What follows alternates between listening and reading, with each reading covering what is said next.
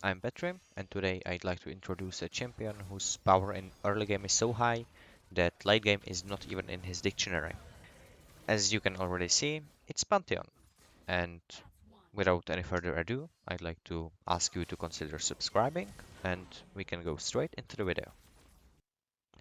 For runes, I would recommend basically the only safe option you can go with Pantheon, and that is going to be Precision 3 with Press the Attack as your main rune. There are some exceptions where when you're going for Pantheon main, you can try and say Conqueror instead, but I think that going for Press the Attack is extremely good on Pantheon, mostly because of his Empower W.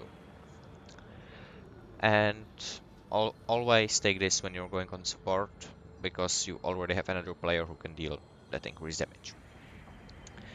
Then you want to go for Triumph, because Pantheon is using mana, but when you are in fight, you usually want that 12% missing health more, and I think I don't even need to speak about overheal.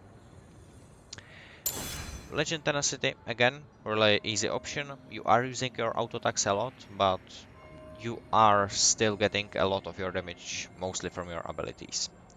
So you want to be CC'd as short as possible. And lastly, the grass is again an option of choice. I like to use it because even though, and this is mostly for support Pantheon, you will be building some tank items, so last stand is possibility.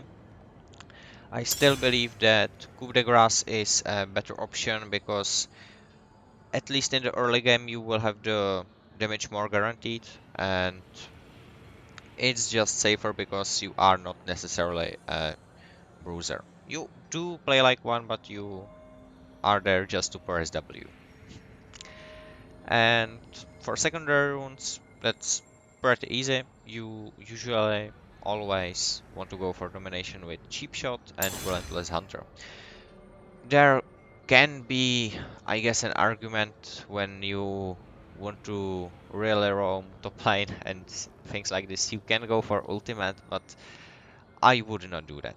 Relentless Hunter, on the other hand, once you get a single takedown, which will probably happen really early, you will be able to roam efficiently, and that is what you want to go with Pantheon. Cheap Shot, again, it's a really good rune because you will have that additional damage in the early game, and that is where you want to strike with Pantheon. And for small runes, you want to take 2 Adaptive Force and Armor, because again, you are going for the damage. And that is going to be everything for runes. I'll see you with everything else in the game. And here we are.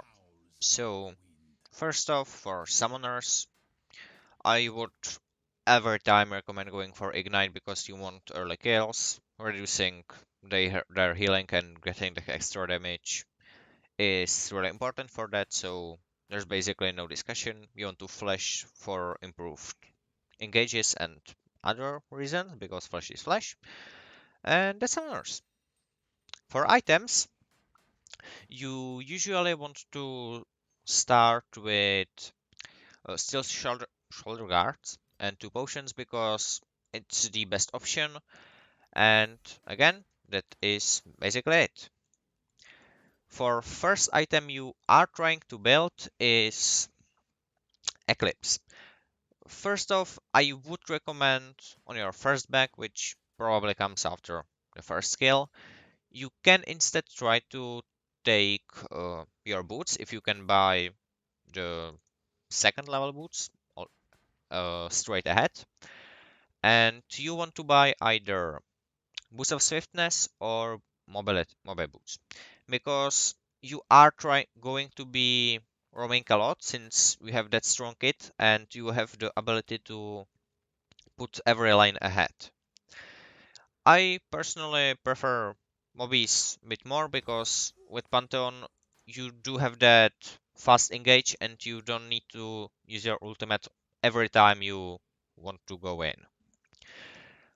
If you, however, your allies are not doing that well and happen to be losing, you can go for one of the tank boots, Margaret Rest or Plate It, but that is already not an ideal situation. So in best case, you can get one of these two. These, if you know that they have a long ranged abilities that will basically slow you before you are even able to get near. And Mobis if everything is going well and you can just run at them, stun them, and kill them. Then obviously you want to finish your Eclipse, which you definitely want to get at least one longsword on your back, unless you are getting the boots. Because Pantheon is with this item most insane. First off, Eclipse alone grants you so many stats, but more importantly, with your quick engage, this is really fast, and the cooldown is usually pretty similar to your W at lower levels. Meaning that when you are oh my god, meaning that when you every time you use your W, you should be able to use your Eclipse as well, survive the burst after they leave the stun distance, and stick on them because of the movement speed. It is probably the best item you can go on Pantheon. Next item you want to get is Umbral Glaive, because you are still a support and this ability to remove wards is extremely useful. And it also means that if you are, if you don't have, oh my god, if you don't have your item upgraded yet, it means that you can still keep your stealth ward because you basically are a walking control board and oracle lenses. Next item kind of depends if and right now becomes the the important part. What is the enemy team comp? Really good item for Pantheon is Campunk because the Grievous wounds are useful, and other stats it grants is also really nice for him. So I would probably get this in every game unless they have no heal whatsoever, but I think that there was not a single game I have played when there was not at least one champion with healing. Other options you can go is Black Cleaver or Dev's Dance. Everyone has its situation. Black Cleaver is if they have really tanky team comp, or at least they are hard to kill. And Dev Dance if they have a lot of burst and assassins. Sometimes you can actually finish like that. You will get your Hempunk and then one of these two, and that would be your full build. If you don't feel that you need this survivability, you can instead go for another lethal item. Uh, Yomus are really great because it increases even further your chase and, well, engage potential. Other option is going for Edge of Night, and if they have some champion like for example Oriana or maybe Lolo, you can actually go for Serpent's Fang, even though I would not recommend it. Most of the time, to be safe, I go for Black Cleaver or Dev's Dance because, everything can go wrong. And that is going to be everything from items, and we can go to the abilities. Uh, Passive is extremely simple. Every 5 auto attacks or abilities, even combined, will empower your next ability used. And that's how we get to your Q, which is either a quick, uh, step right in front of you, or it can be a long range projectile. No, long range. Uh, This ability is what you will usually on support get on second level, and you will be upgrading it first because it has those amounts of damage. With mortal will bonus, you will get a bonus damage, and that's everything. And passively, every time you attack enemy below 20% HP with this ability, the damage is more than doubled, as you can see right here. Meaning that this is extremely useful ability, and if someone is able to run away from you, you are usually able to just throw this giant spear at them and finish them off. One thing to keep in mind about what I just said is that it has extremely low mana cost, which is the same throughout the game, and also it has quite low cooldown even without your items, even though they increase it greatly, as you can see right here. And that is basically everything to Q. It's pretty basic ability. Next, your W, which is going to be kind of your main ability as a support. You will get this on level 1, and if you're playing support, you will want to upgrade it second because of the cooldown the ability has. If you are playing mid lane or you just want to get more damage instead of more utility, you will upgrade it last. And what it is a point and click dash and stun. If you have mortal well bonus, your next auto attack is empowered and strikes 3 times, meaning that you will instantly get your PTA. And this is how it looks. Important part is that while you are dashing, you are enemies can interrupt you, meaning that something like Trash's Flay or even Pike's Harpoon can throw you out of the stun and basically destroy your only ability to engage. And with that, we can get towards your E, which is a cone in which you deal damage over time, and after 1.5 seconds you will deal final blow, which deals increased damage. With Mortal Will, you will be moving 60% faster, and the most important thing about this ability is that every time you use it, from that direction you cannot be damaged. Meaning that it is really strong if enemies are, for example, preparing some big ability to use at you once you're done. A really useful thing is also the fact that you have that increased movement speed when the ability is increased. So when someone is trying to run from you, you have option to either just run at them with your E, or if they have summoners down and, for example, can't flash, you can just finish them with your Q. And with that, we are getting to uh, Pantheon's ultimate, which basically is a mobility spell. I will try to demonstrate right here. In this big circle, which you can, well, you can just choose a target area in range, and basically Pantheon will charge up and reach the area. Enemies who are on the corners will take less damage than the ones in the center, and as you could see oh my god, the main circle right here, that's where they take most damage. You will usually be taking this so you can roam and possibly catch out enemies who had run away.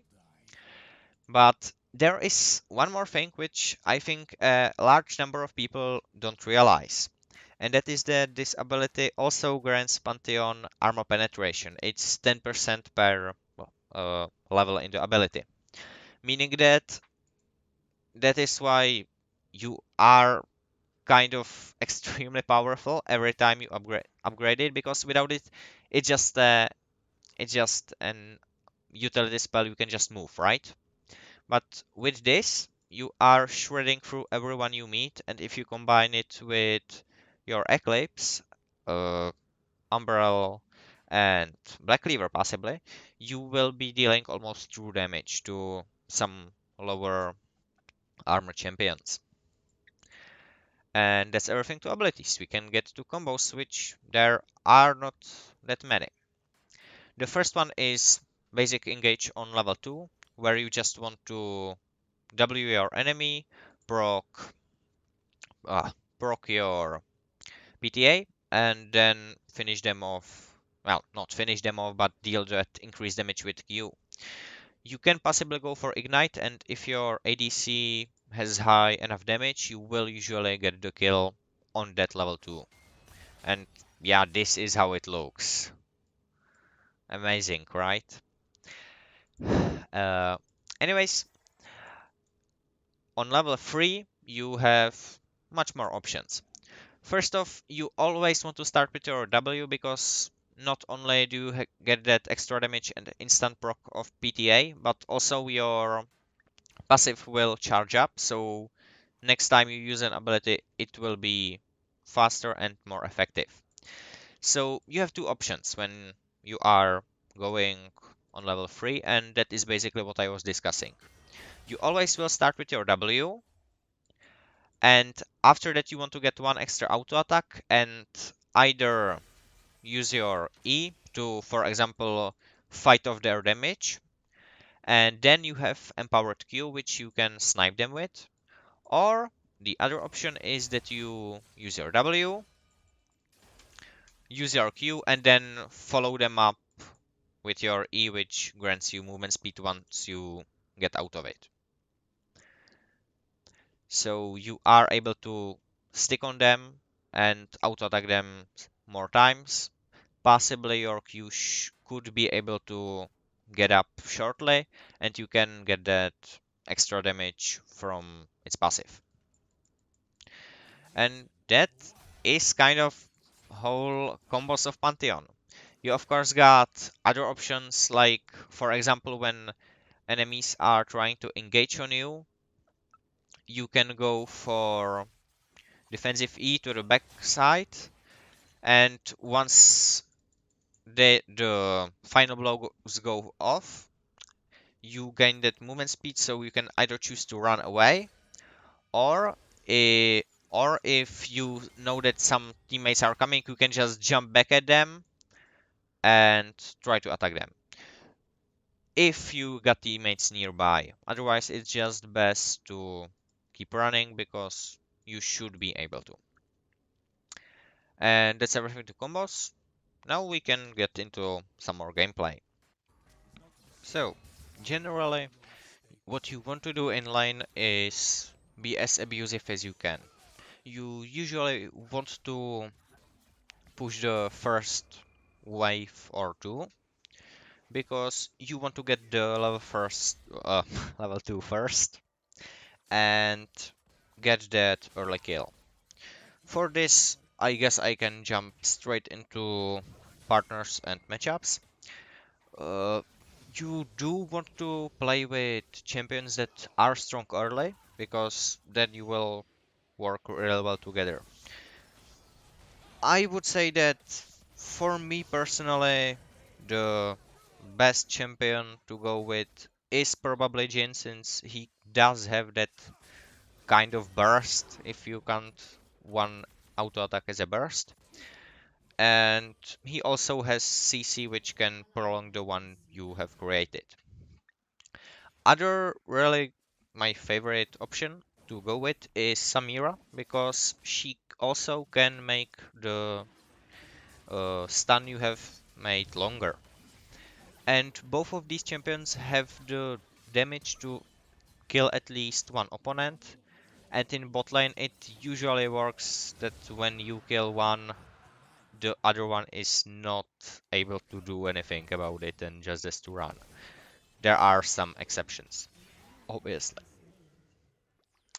But yes, After that first kill, which you should get, or at least pushing enemies backwards and your ADC being able to stand on his own for a minute or so, you want to go and gank mid lane because you want priority. And even if mid laner is something strong, you are Pantheon, so it does not matter because you are stronger. That is basically your general plan when you are playing Pantheon. You want to advance lanes.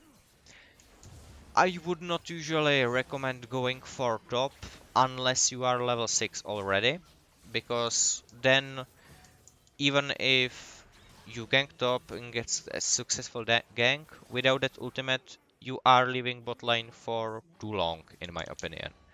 And you should not leave your poor ADCs alone or they will feed because they are... Anyways, you do want to usually with matchups, Pantheon is kind of good into many things. As I was saying before, I usually, when I play in Pantheon, ban Trash because of the fly and the ability to interrupt your own, oh my god, your own CC. But then there's obviously the ultimate counter to Pantheon Jaina with her Tornado and every other ability, which is just to make engagers useless. Uh, but how many Jainas have you played, right? Played against, I mean. So I usually go for Thresh because he is quite popular. Pike is... Only problem with Pike is that not only does he have the ability to remove your own Q, which by the way, your Q will get cancelled if you are holding it at Yuga's seat. I think that everybody knows that, just for for sure throwing it out. But he also has that early damage and he has a bit more mobility than you, meaning that he is on the same level as Pantheon, and also Pike's ultimate is much stronger. So that is why I would sometimes ban him if you usually don't want to play against Pike. Otherwise, not many casters are generally no problem. If they have ability to peel for their ADC, just target them. If it's something like a Yume, well then you have already won. Because if Pantheon goes against a Yume in a lane, I think that there should be no way you lost. And if you did, I would kind of blame you. Unless your top laner went 0-10, then you are forgiven. And yes, that is probably going to be for matchups. After the laning phase is done, you usually want to try to stay with some... Usually want to actually, as Pantheon, you want to stay with the weaker champions on your team, because Pantheon generally is really powerful and he doesn't even need items for that.